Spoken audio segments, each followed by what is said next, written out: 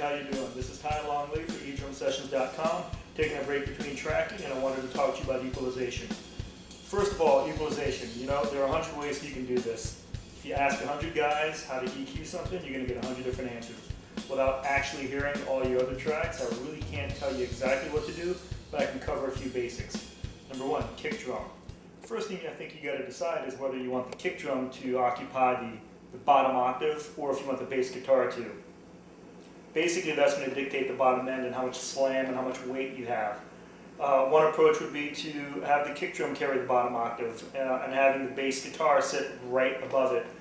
If you're doing something that's got a busy bass line, then that's the way I would go. Have the kick drum down low, have the bass guitar right above.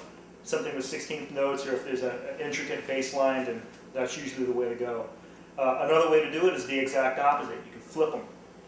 You can put the bass guitar, have it sit way down below, something like in a reggae track, and you have the kick drum in the upper mids, the upper bass, lower mids, kind of kicking you in the chest kind of thing. So depending on what kind of approach you want, you're going to approach the EQ differently.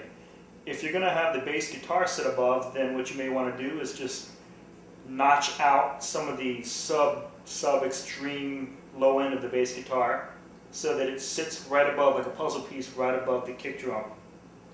You may want to scoop out some of the upper mids of the kick drum itself, maybe boost some 60 cycles, maybe take away some of the 400 to get some of the honk out of it, and you can get them to really marry. If you were to flip it and do it the other way, you would essentially do the opposite. Get the bass guitar, add a little 40, maybe a little 60, depending on what you need. Take the kick drum itself, add a little bit of 100, maybe 80, 120, again, depending on what's there, what you have to work with to begin with. And that way the bass guitar is shaking the walls, the kick drum pounding you in the chest, and giving you that real thump. So again, do what feels right and what the music calls for. The next thing I want to talk to you about is the snare drum. Well, the first thing you're going to have to figure out is where you want the snare drum to sit. If you're doing anything with the vocals, the big trick is trying to get that snare drum to crack without stepping all over the vocal, which, it's the toughest thing I think to do. So again, without actually hearing what you have to work with, here are just a few things to think about. Usually in a pop track, you want that snare to crack and you want it to carry the beat, but how do you get it out of the way of that vocal? Well, a lot of the times what you'll do is you'll EQ the very, very top end of the snare away so you can get it to sit about here, and you get the vocal, which should be the brightest thing, generally speaking, to sit right above it. Therefore, the snare drum carries the weight and the crack of the drum itself, gives you some body, and it allows the vocal to be right on top of all the background vocals. If you're doing something where there isn't a whole lot of vocal, you've got a lot more room because that snare can eat up as much room as you want. If you're doing something that's R&B, for instance, a lot of times guys will have the snare drum really thin sounding. They'll actually pull away a lot of the bottom end because that's what actually sits on top of the vocal.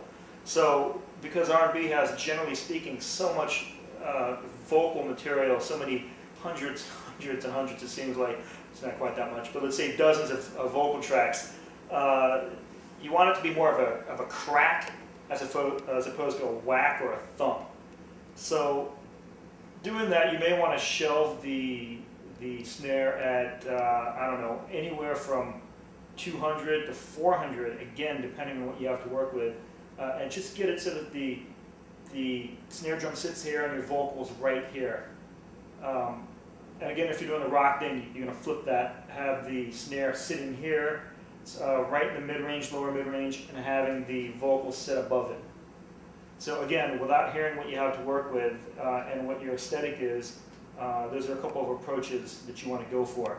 Either way, you want it so that the snare drum is carrying the song, because if there's nothing that sounds worse to me than a snare drum that's really puny, because most of the time that's what's really going to give the backbeat and that's what's going to propel the song forward. At the same time, you cannot step on the vocal. That is the money maker. So with those two things in mind, those two approaches, go for it, have fun.